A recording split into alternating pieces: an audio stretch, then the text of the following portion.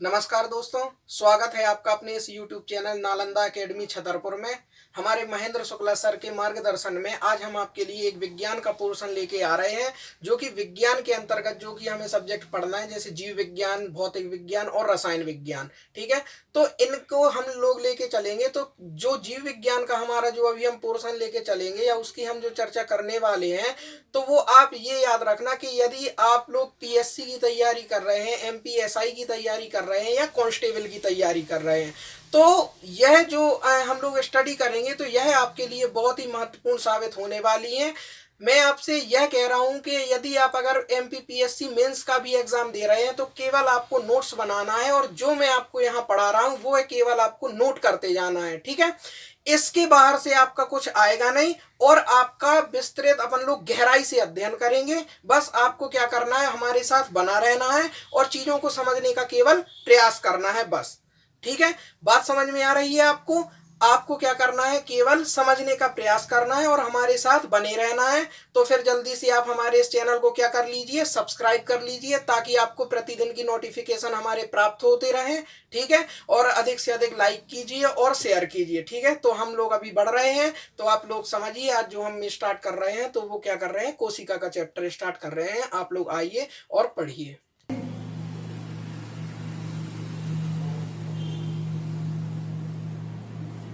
सबसे पहले अगर इसमें हम देखें तो इसमें सबसे पहले जीव विज्ञान आएगा।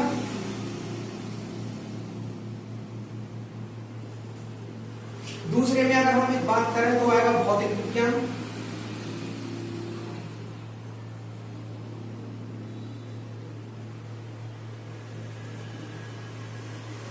भौतिक विज्ञान, और तीसरे में आएगा अपना रसायन शास्त्र।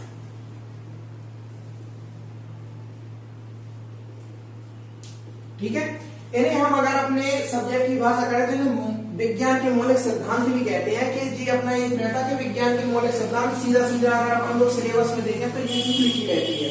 ठीक है, तो इसमें जो अपन सबसे पहली बात करेंगे वो अपन करेंगे जीव विज्ञान को लेके चलेंगे। सबसे पहले जीव विज्ञान जो हमारे लगभग अगर देखा जाए तो प्रतियोगी परीक्षा में हमें इस पोर्शन से ज्यादा क्वेश्चन मिलते हैं, लेकिन इनसे भी मिलती है, इनसे भी मिलती है, लेकिन इनसे कुछ ज्यादा ही मिलते हैं। ठीक है, तो सबसे पहले अपन जीव विज्ञान को लेके चलेंगे, और जीव विज्ञान के अंतर्गत हम लोग सबसे पहले अध्ययन करेंगे कोशिका,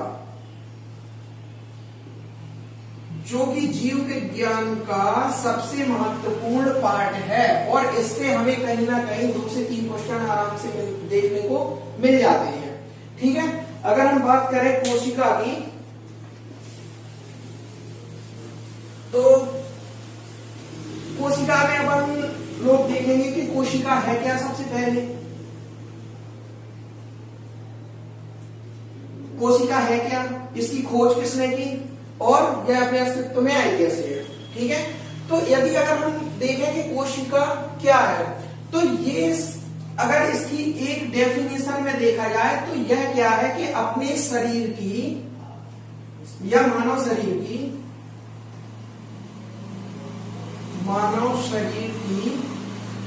संरचनात्मक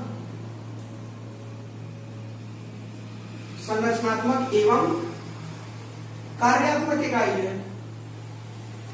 कार्यात्मक इकाई है। अब आप लोग कहेंगे कि ये तो सभी को पता है कि कोशिका मानव शरीर की संरचनात्मक एवं कार्यात्मक इकाई है, तो वो भी अपन डिस्कस करेंगे ये सब कैसे है। ठीक है, अगर हम कोशिका की बात करें तो सबसे पहले कोशिका की अगर हम खोज की बात करें तो कोशिका की खोज सन 1665 में रॉबर्ट, एक वैज्ञानिक थे अपने, जिनका नाम था रॉबर्ट हुक। इन्होंने सबसे पहले कोशिका की खोज की थी। ठीक है, अगर अपन रॉबर्ट हुक की बात करें तो इन्होंने क्या किया कि एक प्लांट सेल मतलब एक पौधे की कोई भी सेल, कोई भी अगर या मानव शरीर हो या बड़ा पेड़ पौधे हो, कोई भी चीज हो, वो सभी कोशिकाओं से मिलकर बनते हैं। तो इन्होंने सबसे क्या किया कि इन्होंने अपना अध्ययन सबसे पहले दिखाया। तो इन्होंने एक पेड़ पे सूक्ष्मदर्शी की सहायता से, ठीक है, किसकी सहायता से, सूक्ष्मदर्शी। तो हम लोग बात कर रहे थे कि इन्होंने क्या सूक्ष्मदर्शी की सहायता से इसकी खोज की। अब कई विद्यार्थी तो ये सोच जानते होंगे भली बात कि सूक्ष्मदर्शी है क्या, लेकिन फिर भी हम आपको बताना चाहते हैं सूक्ष्मदर्शी एक ऐसा यंत्र होता है, जैसे मान के चलिए अगर अपने वातावरण में अगर हम लोग देखें तो कई प्रकार के जीवाणु बैक्टीरिया आपस में अपने विलय कर रहे होते हैं, लेकिन इन्हें हम नहीं देख सकते। जैसे मान के चलिए अगर अपने हाथ साफ नहीं है और यदि अगर हम लोग उसमें खाना खा रहे हैं तो वो चीज तो अपन लोगों को दिखेगी नहीं, और अगर अपन लोगों को वो चीज दिखेगी नहीं तो उनको अगर अपन को देखना है कि कैसे मतलब कि कितने बैक्टीरिया, तो ये सब अपन लोग सूक्ष्मदर्शी की सहायता से देख सकते हैं। सीधे शब्दों में बात करें कि जो ऐसी वस्तुएं, ऐसी चीजें जिन्हें हम अपनी नग्न या खुली आंखों से नहीं देख सकते हैं, उन्हें इस सूक्ष्मदर्शी की सहायता से देखा जा सकते हैं, वही यंत्र सूक्ष्मदर्शी कहलाता है। ठीक है, तो इन्होंने क्या किया कि सूक्ष्मदर्शी की सहायता से इन्होंने प्लांट सेल का अध्ययन किया है। यहाँ पे ये जो पौधा होता है ये यहाँ पे होती है कोशिका भित्ति पाई जाती है, इसमें कोशिका भित्ति। पौधों में जो कोशिका भित्ति पाई जाती है ये बहुत कठोर होती है ना। इसमें अगर हम बाद में बात करेंगे कोशिका भित्ति अपने मानव शरीर में होती है या नहीं होती है, ये अपन बाद में बात करेंगे। लेकिन इन्होंने क्या किया कि इस सूक्ष्मदर्शी की सहायता से इन्होंने प्लांट सेल में खोज की। तो जब इन्होंने इसकी खोज की तो इन्होंने इसमें सूक्ष्मदर्शी की सहायता से जब इन्होंने पाया तो इन्होंने देखा कि ये प्लांट में सेल कुछ इस तरह की आकृति में बने हुए थे।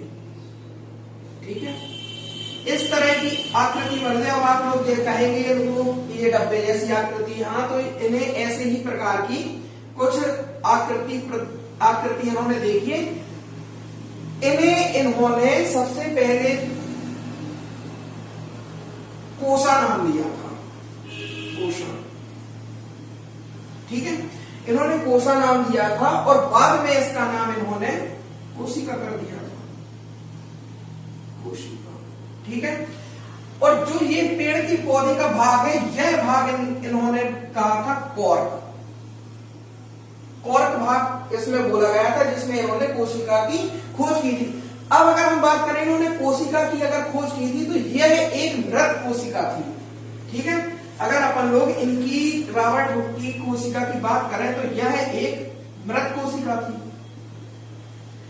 अब मृत कोशिका थी तो उस पर भी हम बात करें कि मृत कोशिका क्या है और जीवित कोशिका क्या है। अब जो ये मृत कोशिका है तो इसमें हम लोग अगर देखें कि मानव शरीर में भी यह कुछ कोशिकाएं पाई जाती हैं। जैसे हम लोग देख लें अगर अपने बाल या नाखून, अपन लोग नेल कटर से अपने नाखून काट लेते हैं तो क्या अपन लोगों को दर्द होता है? नहीं होता है। स्वाभाविक सी बात है कि जिस चीज में जीवन पाया जाता है या अपन लोगों को उसमें दर्द होता है तो वह एक जीवित संरचना या जीवित कोशिका का उदाहरण होती है। ठीक है, उसी प्रकार से अब अपने शरीर में अगर मृत कोशिका की बात करें तो जैसा कि हम लोग देख रहे थे, हम लोग बात कर रहे थे मृत कोशिका, है ना। तो मृत कोशिका में हमने आपको बताया है अभी कि जिनमें जीवन नहीं पाया जाता वो मृत कोशिका कहलाती है। जैसे मानव शरीर में अगर हम देखें तो बाल, नाखून, है ना, आदि। इनके बारे में भी आपको सब पता है कि जैसे कि अपन लोग जैसे बाल काटते हैं या नाखून काटते हैं तो हम लोग को दर्द नहीं होता है, ये सब मृत कोशिका है। ठीक है, तो इसके बाद यदि अगर हम कोशिका की बात करें तो रॉबर्ट हुक के बाद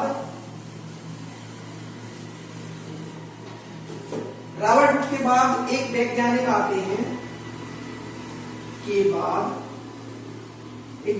आते हैं, जिन्हें एंटोनी ल्यूवेनहॉक,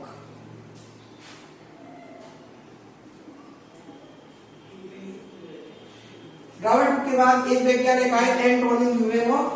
अब यदि आपको ये नाम याद रहे या ना रहे तो केवल आप ल्यूवेनहॉक ही याद कर सकते हैं। ठीक है, तो ल्यूवेनहॉक वैज्ञानिक आए हैं तो इन्होंने की है किसकी? जीवित कोशिका की खोज, जीवित कोशिका। ठीक है, आपको एग्जाम में ये चीजें देखने को मिल सकती हैं। अगर आपके पास क्वेश्चन आया कि कोशिका की खोज किसने की तो आपको आंसर देना है रॉबर्ट हुक।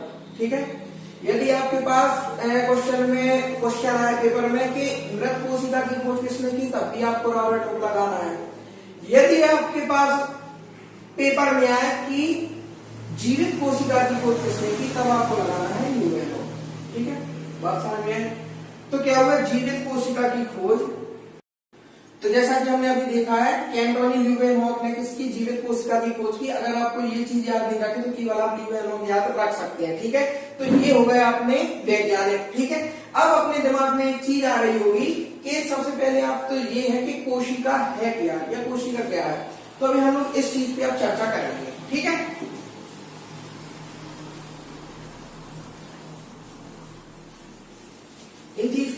इनको आप नोट भी कर सकते हैं या फिर स्क्रीनशॉट भी ले सकते हैं जी, अगर आप मोबाइल से देख रहे हैं। ठीक है, तो क्या है कि हम लोग कर रहे थे कि कोशिका है क्या। ठीक है, तो सबसे पहले अगर हम इसके आकार की बात, सबसे पहले अगर इसके अपन अध्ययन की बात करें तो कोशिका के अध्ययन,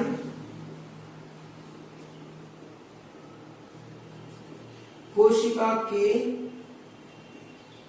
अध्ययन को क्या कहते हैं, साइटोलॉजी। साइटोलॉजी, ठीक है, कोशिका के अध्ययन को कहते हैं साइटोलॉजी। ठीक है, अब कोशिका है क्या, तो देखिए कोशिका का आकार लगभग इस प्रकार से, कोशिका होती है, इनके अंदर विभिन्न प्रकार के, अगर हम बात करें तो ये अंग पाए जाते हैं। ठीक है, अब जो ये कोशिका के अंदर जो विभिन्न प्रकार के अंग पाए जाते हैं तो इनको अपन कहते हैं कोशिकांग। क्या कहते हैं, कोशिकांग। ये भी दो चीजों से, कोशिकांग मतलब कोशिका के अंग, कोशिका के अंग मतलब कोशिकांग। ठीक है, इनमें अपन से बहुत सी चीजें पाई जाती है। अगर हम इसमें देखें तो जैसे लाइसोसोम, ठीक है, इसमें क्या पाए जाते हैं, केंद्रक भी पाए जाते हैं। ठीक है, इसमें क्या पाई जाती है, गोल्गी बॉडी भी पाई जाती है।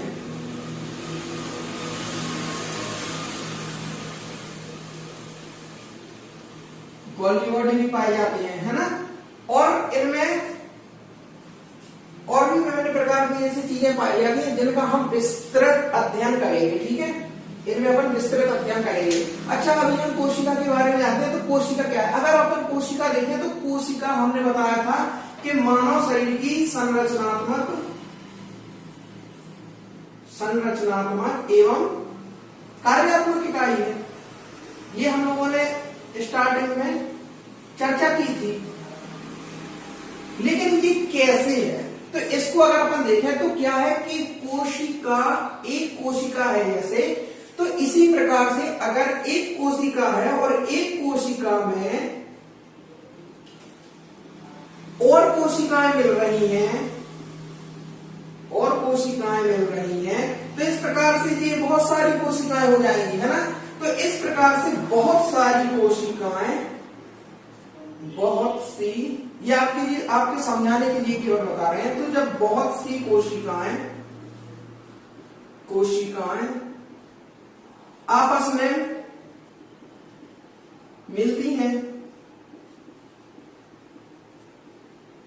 में मिलती हैं, तब यह क्या करती हैं, यह ऊतकों का निर्माण करती हैं।